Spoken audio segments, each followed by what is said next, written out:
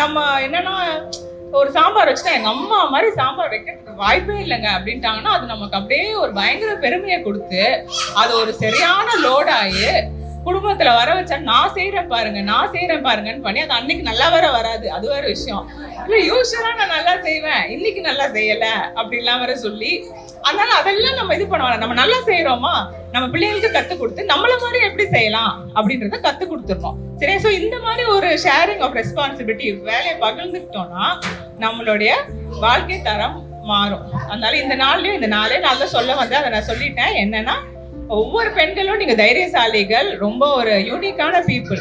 4 விஷயம் என்னன்னா, financial independence, நிதி சுயாதீனம், இது உங்களோட வாழ்க்கைக்கு சுதந்திரத்தை கொடுக்கும். 2வது கூடுதல் வருமானம், எக்ஸ்ட்ரா இன்கம், இது வந்து உங்க வாழ்க்கையை நிச்சயமாக மேம்படுத்தும். 3வது சேவிங்ஸ், சேமிப்பு உங்களோட எதிர்காலத்தை பாதுகாக்கும். 4வது ஷேரிங் யுவர் ரெஸ்பான்சிபிலிட்டிஸ், வேலையை பகிர்ந்து கொள்றதுன்றது உங்களுக்கும் ஆரோக்கியம், உங்க குடும்பத்துக்கும் ஆரோக்கியமா இருக்கும்.